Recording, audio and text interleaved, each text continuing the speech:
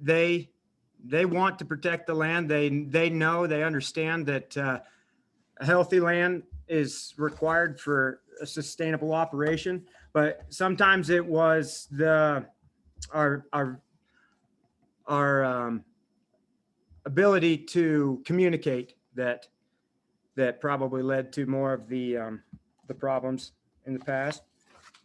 And so that gets back to our core purpose. Like it says here, nobody knows the land better than the producers that make their living on it. And that's why the ranchers of the area felt very strongly in the need to be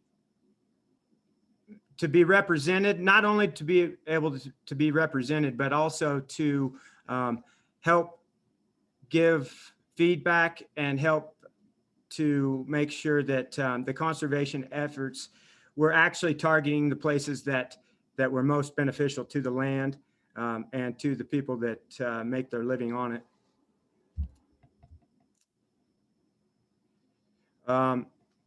This would be, I think, if most people were to say, when you mention Sandhills Taskforce, I think most people right now best know us for our sorry, but I hope the train isn't too overwhelming there. That for our war against the eastern red cedar encroachment that has been threatening the Sandhills here for a number of years.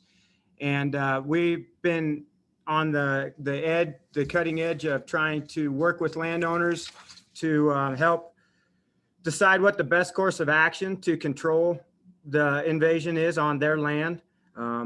We help provide funds for both prescribed burns and mechanical control when it's necessary. And so that's probably one of the things that we're most known for right now. Another thing that we're pretty well known for is helping producers implement grazing systems. So that might be developing the water on your place or fencing the pastures, and so you can do rotational type grazing to give the plants rest. Those are both examples of ways that the Sandhills Taskforce can help producers implement conservation practices that are good for not only their business and their bottom line, but it also obviously it benefits the wildlife, such as the birds, the ecosystem. The overall health is all affected by these kind of infrastructure changes. I believe she included this was a picture just to try to help illustrate, for those not familiar with the Sandhills, they're sand dunes that are covered with a very, very light covering of topsoil. So once that's disturbed, it can create what's commonly known as blowouts throughout the Sandhills, and they can be from overgrazing, and they can be hard to get healed back up when those happen. So that was a before, and here's an after. And you might look at that and say that it still looks pretty rough, but if you think that that's only 1 year afterwards, there's been significant improvement in the vegetation cover in that area. So that's another example. And I believe that was just a expanded part of the same deal. So, and as you can see here, the grouse are moving back in, the bird habitat starting to increase. So all valuable things that the Sandhills Taskforce has been able to help implement.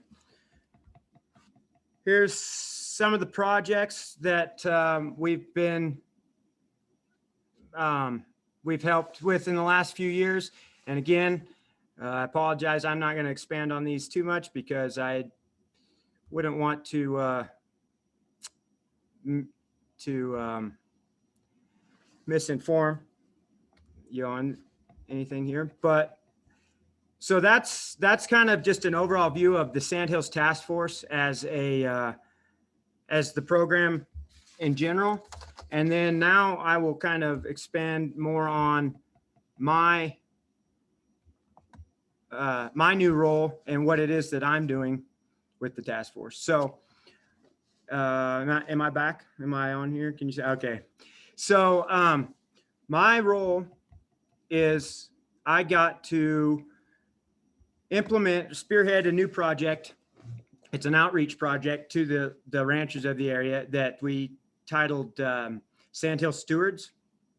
And the basic idea being that with the Sandhills Task Force, we believe that the best way to protect the Sandhills is to empower the local producers that make their living on this land. If we don't have profitable and enjoyable businesses, then the landowners, that's what has to come first in order to protect the land. So with that in mind, my new program is designed to bring resources to the area producers that can help them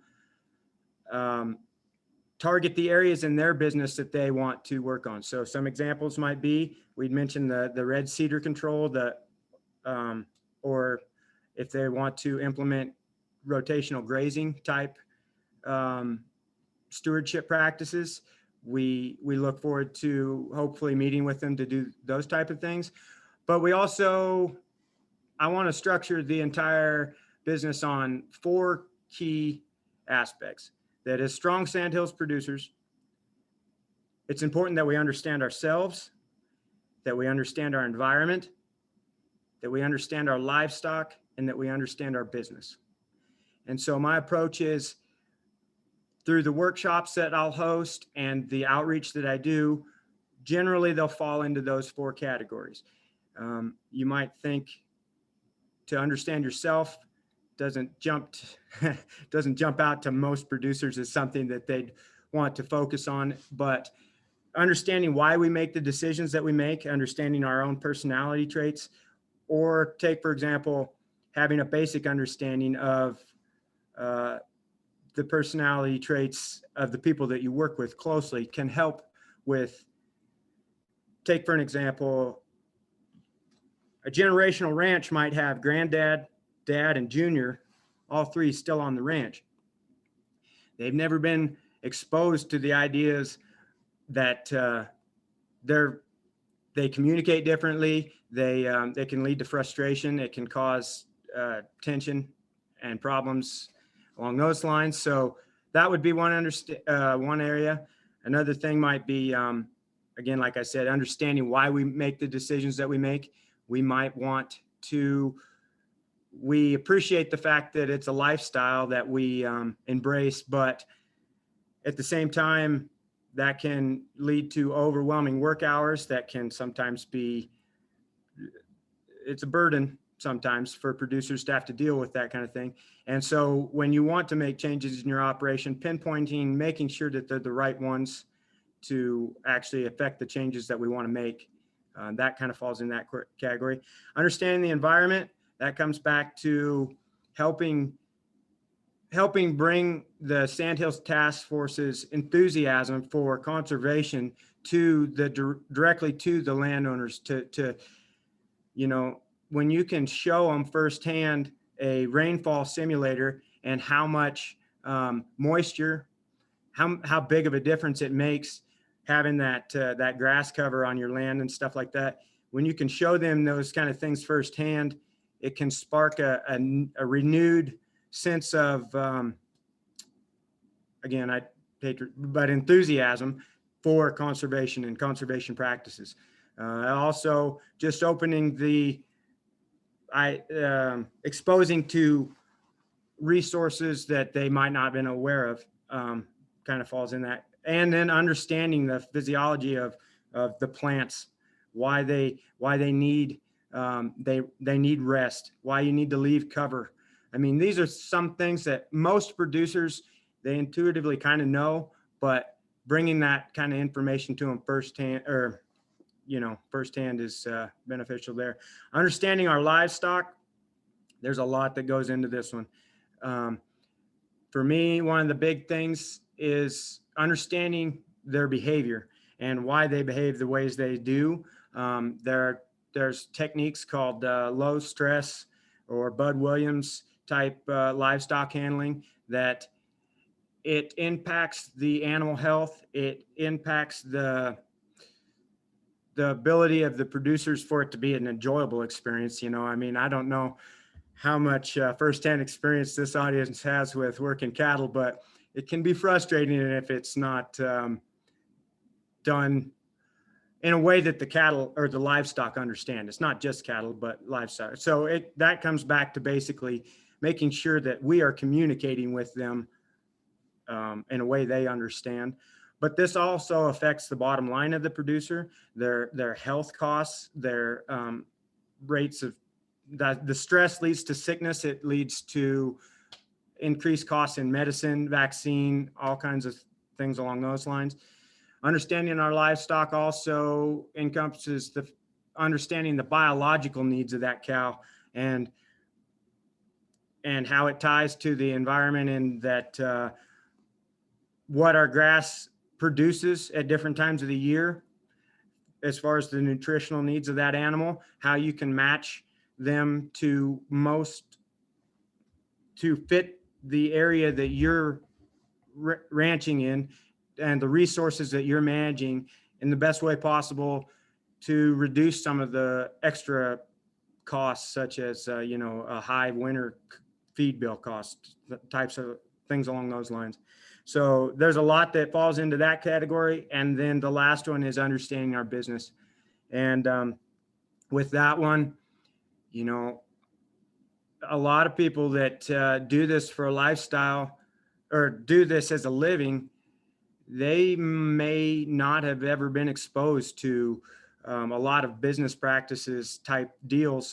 That's not where a lot of our producers feel real comfortable, is making those decisions. And sometimes they do, but it's an extremely important part of being sustainable, is that your business has to be profitable. And if the private landowners are going to be able to stay here and manage and protect these resources, they need to be able to do it with a business that makes economic sense, if you will. And so sometimes that might mean we sit down and go through, the different enterprises on your ranch and making sure that we understand what is actually making us money, what might not be making us money or is costing us money, where we're maybe overlooking some things, or subsidizing with extra hours of hard work in order to make up for the fact that it's not profitable enough to help pay for the added additional labor that sometimes is needed, So it might be things like that. It's also exposing producers to resources they might not be familiar with. Like the one that just jumps to my mind is, again, Bud Williams. He's well known for his livestock handling, but he also had a marketing program. Well, I don't know if you'd call it program, I guess, but strategies that that they're maybe a little bit out of the box. It's not the first, producers didn't grow up on an operation doing something along those lines, and they don't even realize that it might be a fit. It might be an additional enterprise that you could add to your mix, and sometimes it's not. And that just goes back to my ability to develop relationships with the landowners on a personal basis and trying to understand their operations and what they want to accomplish, what goals they have in mind, or if they even have them yet.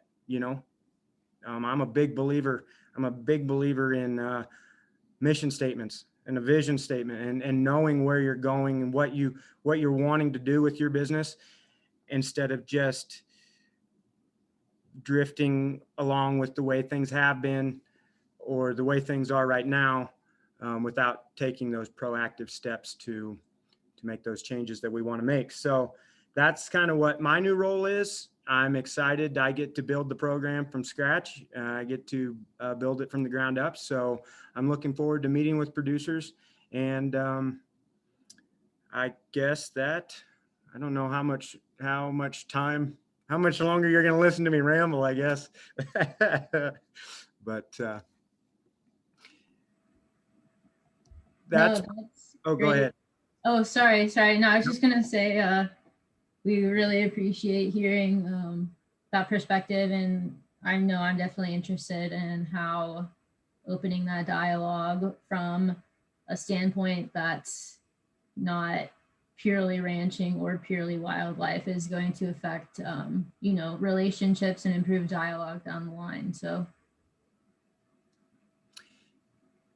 I guess the other two big things that I see this program doing that I'm really excited about is one would be building back some of the community connections that we seem to be losing, and it's not just in agriculture. I mean, I don't want to get all political. I would suggest it's happening on a pretty large scale, but I've noticed, when I grew up on the ranch, we neighbored. We called it neighboring with the neighbors, in the sense that we would go to their place and help them do their work one day, and they would come and to our place and help us do ours the next. And no, there was never money exchanged. It was just the understanding, I'll help you if you help me. And it was through those connections and those relationships that you have the ability to learn so much from each other. Your operation might be considerably different than mine, but if my frame of mind is, I don't want to say right, but if I'm in the frame of mind where I think to myself, I can learn something from anybody. Those opportunities are very valuable, and I want to foster that connection back. I'm a big believer in being surrounded by other motivated, proactive producers that care about the environment, that care about sustaining this lifestyle. That will be a very valuable part of the process, I think, also. And then another one that it's a little ways down the line yet, but it's pretty difficult for young producers that don't have something there to get their foot in the door and get in this industry. And I do not like to hear people say that they can't do it, because it can be done, but it takes, again, out of the box type thinking. You might have to do some things different than granddad did or great granddad did. But that's okay. That's creative destruction. That's the way that it works, So, but embracing the fact that we want to bring youth into agriculture, especially at a time where we have an aging population in agriculture, that a lot of times they don't necessarily have a plan of what it is their succession plan, or how they're going to get out. So fostering, again, back to that community, that connection, getting those people together so that the youth can learn what things work on that individual place, that operation, and the older ones can learn too. I mean, for sure. So it's both ways. So that's the other thing I hope to do with it. that's awesome. Again, we appreciate you coming out today.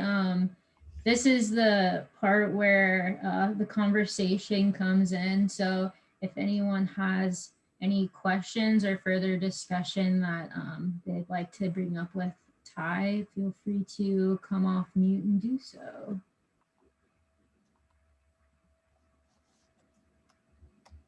I had a question for you. My name's John Spurgeon. I'm with the Nebraska Cooperative Fish and Wildlife Research Unit. And, you talked earlier about there was maybe some consternation between conservationists and landowners at one point in time. And, as we realize more and more and more about how populations of animal populations and fish populations, what habitats they need and how much habitat they need, what are the best ways for us to engage in those private producers and for them to express to them that, at the end of the day, we're just value or want to help conserve these, these really cool critters out in the landscape and not do any harm to their production. What are your thoughts on that? How best we can approach the situation sometimes? Sure, John. Thank you. I hope I got the whole question. The train seems like it's right outside my door, but I believe that it was, what can you do from your end to help foster the trust that the goals are in alignment? Is that fair? Yep. So the first thing that probably jumps to my mind is just having an understanding that every operation is different, in the sense that, the Sandhills, by and large, is, it's an ecosystem that's fairly similar, but I actually had a little bit of humility in the fact that I grew up on a ranch down by Arthur, which is kind of in the south part of the Sandhills. And then I managed an operation there for a number of years. And then I went my own operation. And then I went and managed one south of Valentine.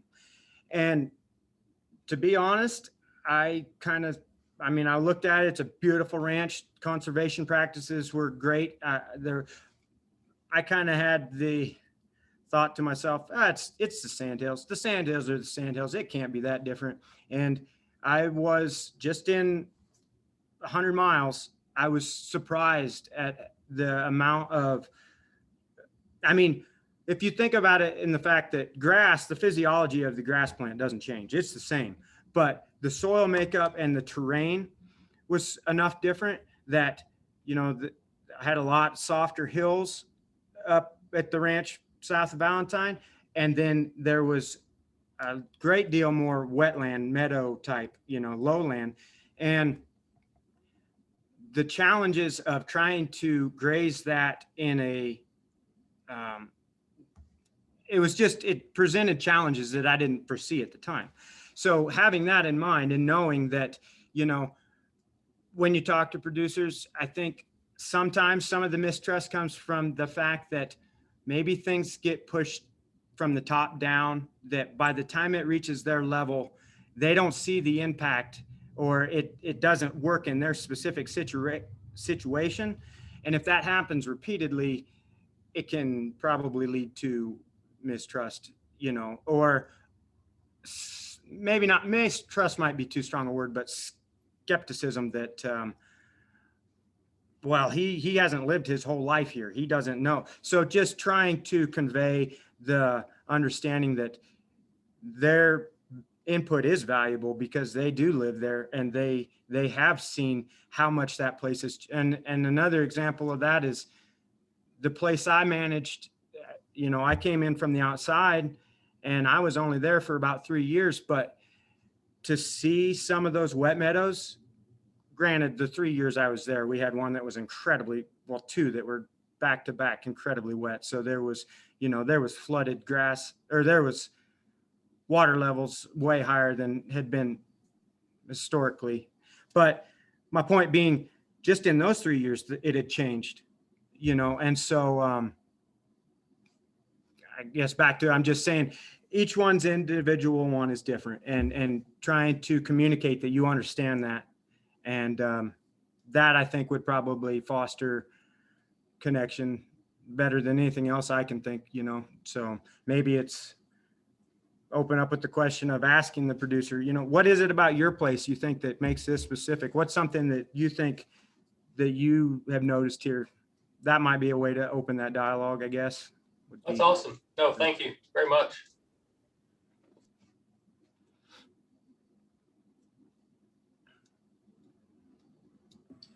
I appreciate Jonathan asking that. That was one of the first things I jotted down to talk about as well. Or, you know, coming into solving the same issue from a different side of the game. So finding ways to engage in where both sides are listening adequately is important to us. So anyone else have questions or discussion?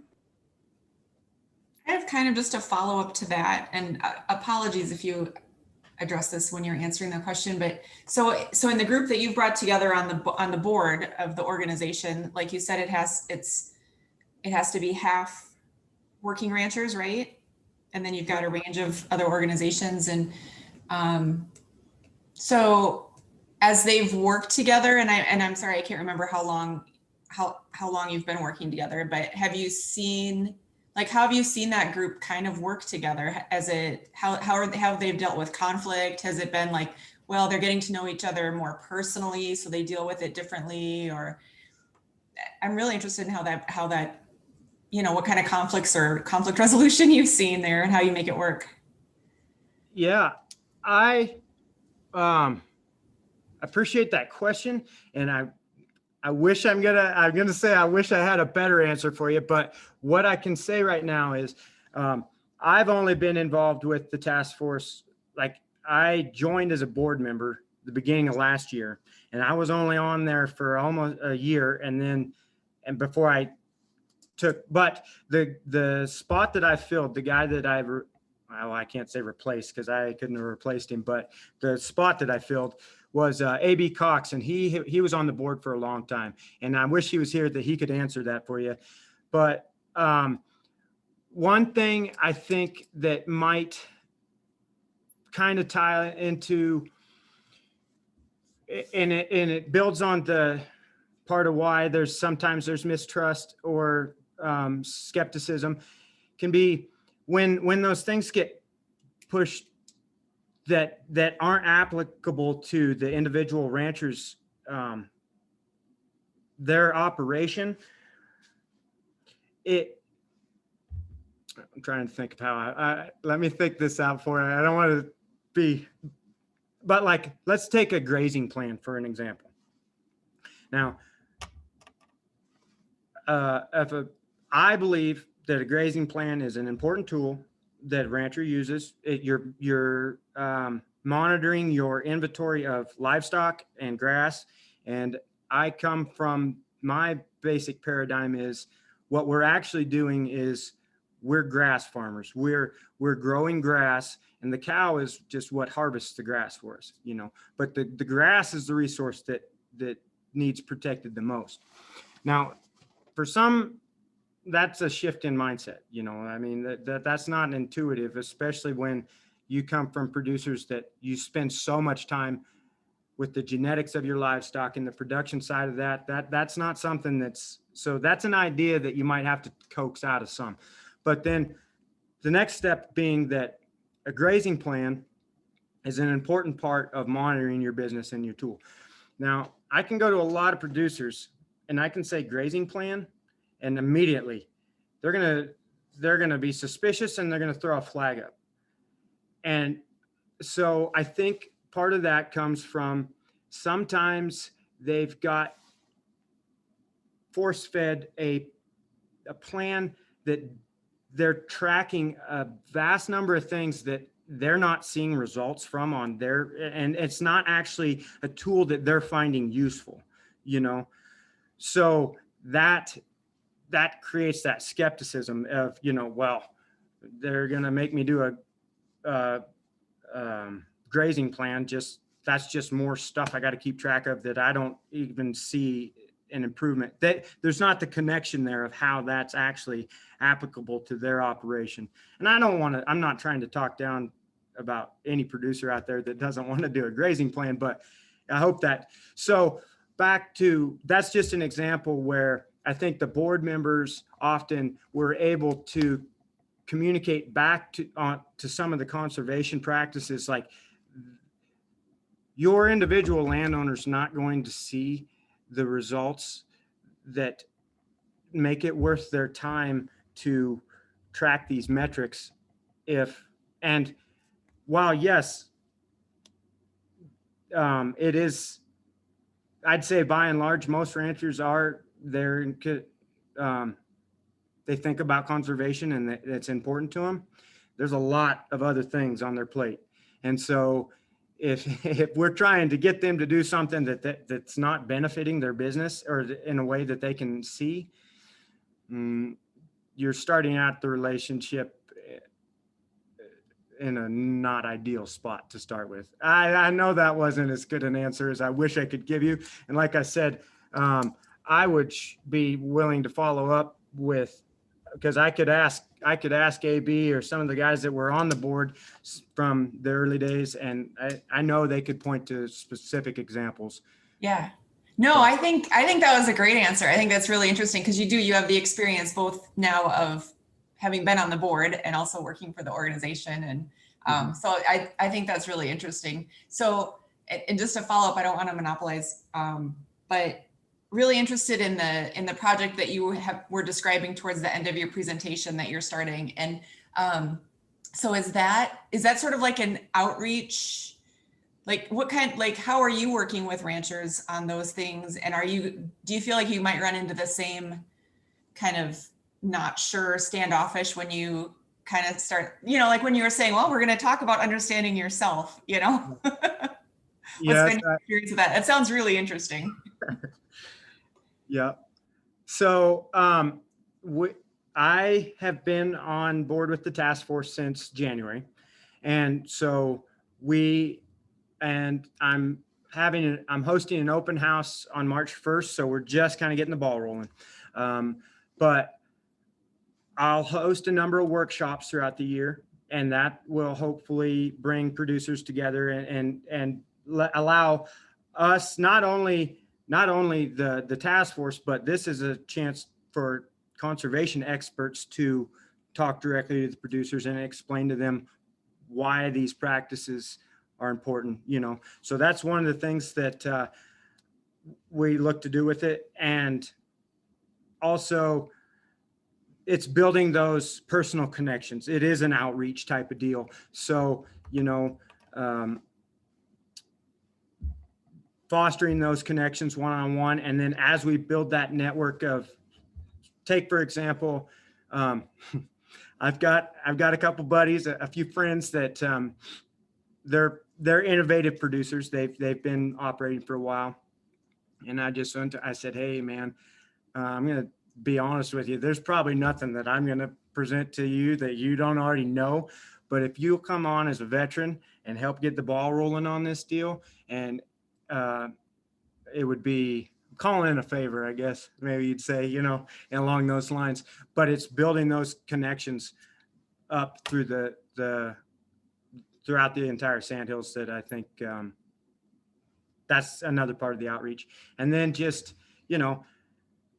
sometimes, like I'd said before, being a producer, I mean, there's so much that we have to deal with that is outside of our control. We can't affect the weather. We can't affect the commodity prices. We can't affect so many things. And back to understanding yourself, I'm a firm believer in, we don't get to make excuses about it.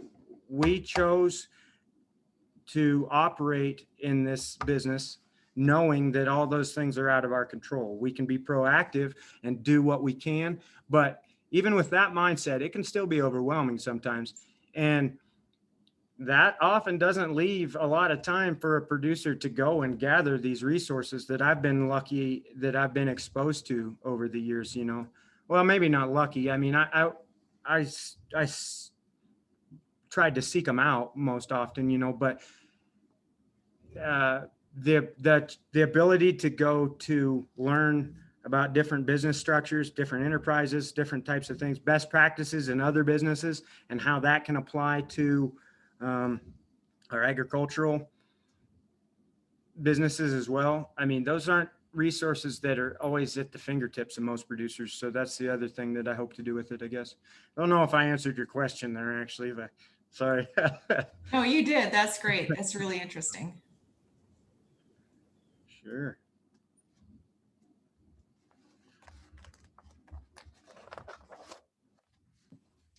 I guess I have kind of just a quick question, if you don't mind addressing it real quickly. So, for in these initial stages of building this kind of task force, do you tend to see more of those producers who are maybe have conservation at like more of the forefront of their focus than others?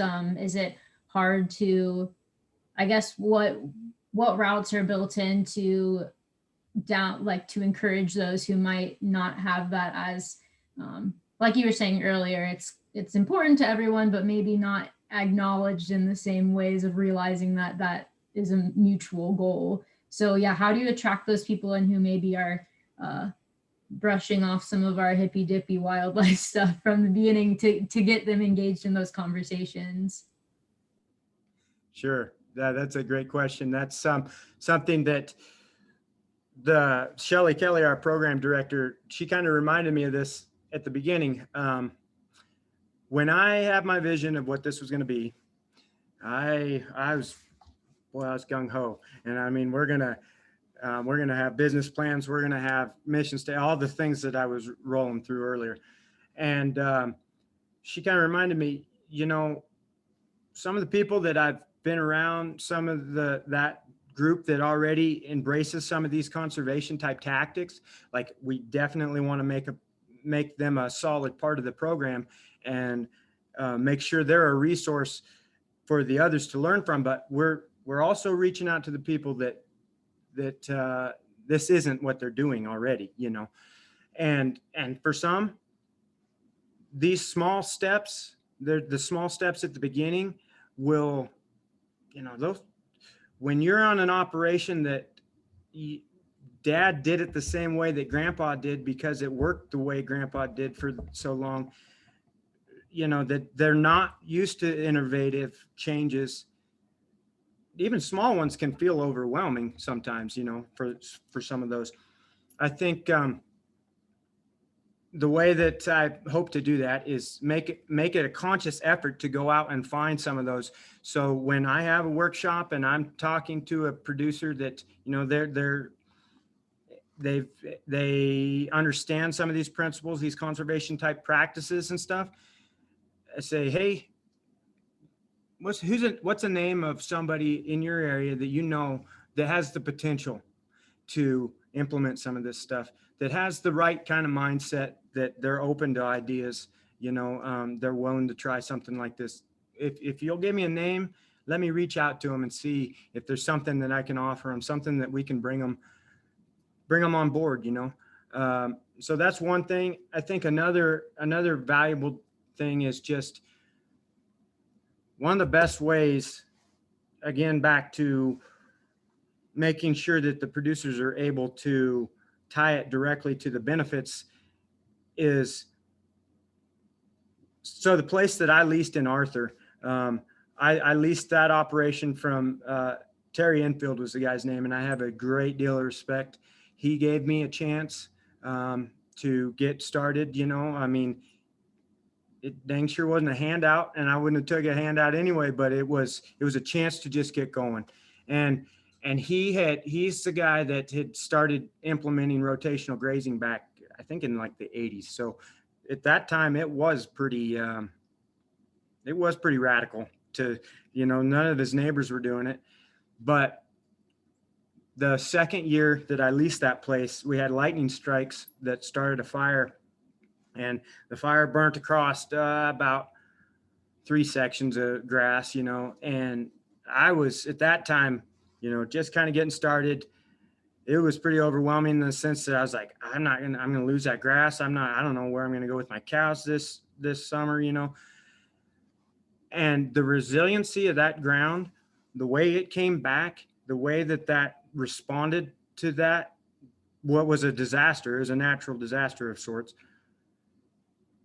It, you know, when you could see how the resiliency of that ground versus the neighbors that had been just set stock grazing for years, there's not many, I can't think of what else you could do to drive it home to producers the value of a program like this without seeing it firsthand in a way like that, you know. So hopefully that's the other thing that we can do, is just document from people that have been doing this kind of stuff in ways that we can show it to people, to show them the firsthand value. And, part of it's the ability to increase your carrying capacity and increase your turnover so that your bottom line profit is sustainable. That's great. But it's also being able to point out and say, look at the wildlife that is on your place. And you can take pride in the fact that, these animals are on your place because you're taking conservation practice. I mean, there's a huge part of the pride that comes along with that for producers too, is protecting the environment in a way that is sustainable long-term for wildlife. And so, yeah, hopefully that's how we can reach the ones that maybe don't find it quite as appealing right off the bat. That's great. Thank you.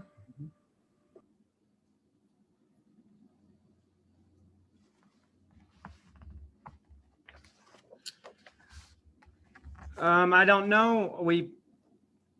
I guess we got a couple more minutes, and anybody that has a question, feel free to jump right in by all means. But if I didn't know for sure, I guess I just started talking about the Sandhills this, Sandhills that. I don't know how much of our audience actually is very familiar with the Sandhills. I don't know if you want to participate by raising hands or something on there, but like, do most people, you think, are they pretty familiar with the ecosystem of the Sandhills? Have they been out in the Sandhills?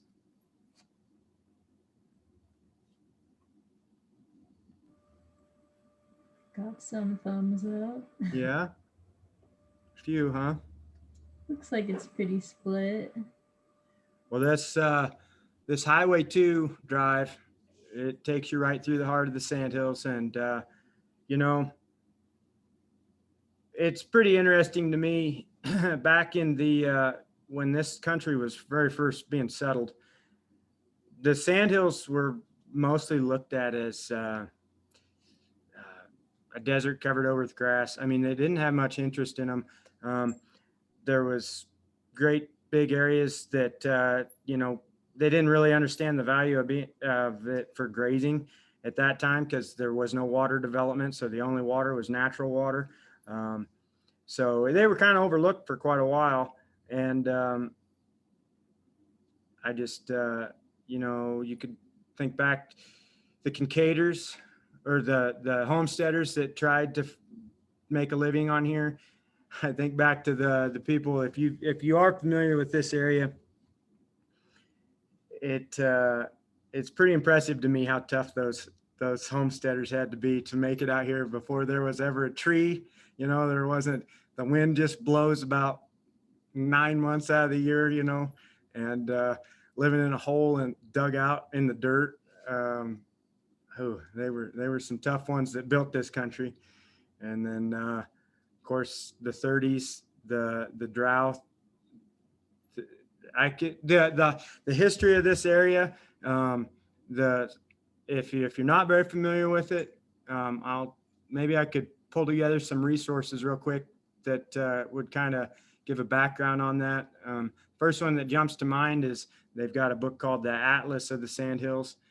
It does a pretty good job of kind of explaining it, but those are kind of hard to come by. I've got a copy that I kind of protect because I don't see them all that often. But anyway, maybe I could pull together a list of resources that for anybody that's more interested in the Sandhills. It's a pretty unique ecosystem. I think it's, don't quote me because I might be wrong on this, but it's either the largest or the second largest contiguous intact grassland left in, for sure, I want to say in the world, but I'm probably, I went out on a limb there. I might get corrected, I guess, but yeah. But it's a pretty interesting, beautiful landscape. Yeah, if you have any resources, we can definitely distribute them to anyone in the group if you just send them over to Andy and I. Mhm. I think we've got a few more minutes if anyone else has a question they want to jump in with.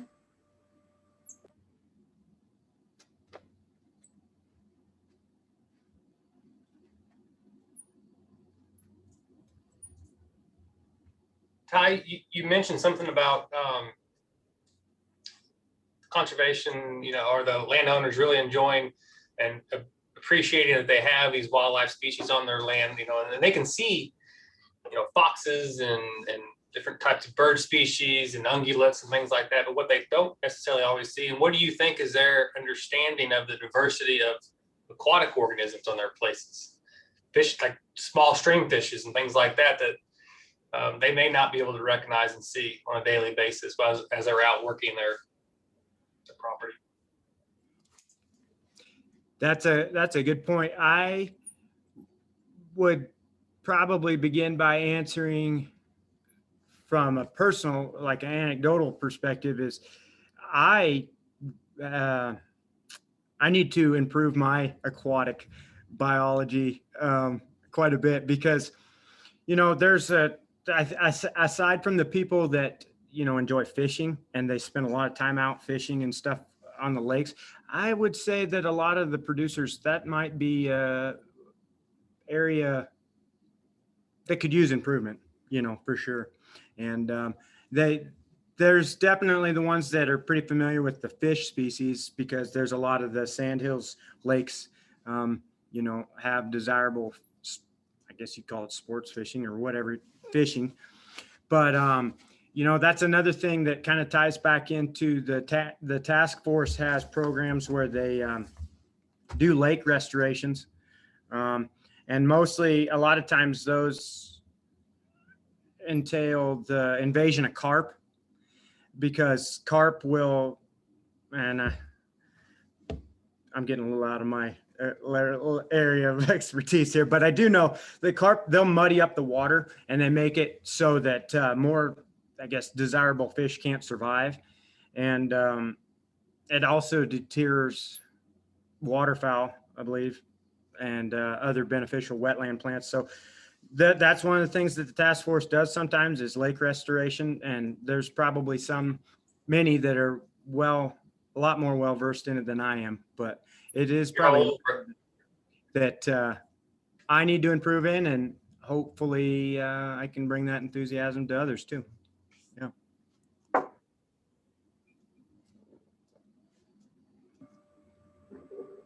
Awesome. Well, we really appreciate you meeting up with us, especially on such short notice today, Ty.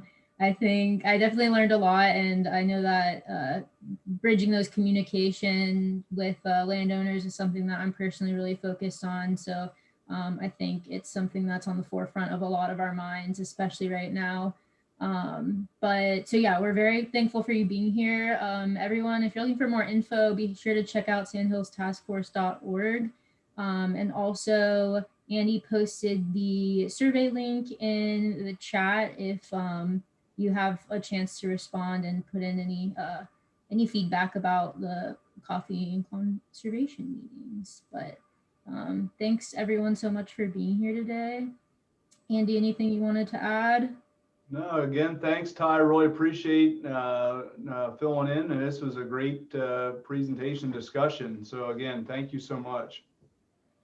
You bet. And I would just offer that I'll get with you, Andy, if I can leave some links to some resources and also my information to where you guys, the best way to learn about Sandhills and the producers is for you to come out here. And if you get a chance to do that, I would love to help facilitate, show you around, do whatever I can to make your experience in the Sandhills enjoyable. So I'll leave my information, some stuff so you can get a hold of me and keep that in mind. Okay. Yeah, thank you so much. I appreciate that. And I'll get that out. Yeah, thank you. All right, we'll see everyone next month. Thank you. Thank you. Hi, everyone.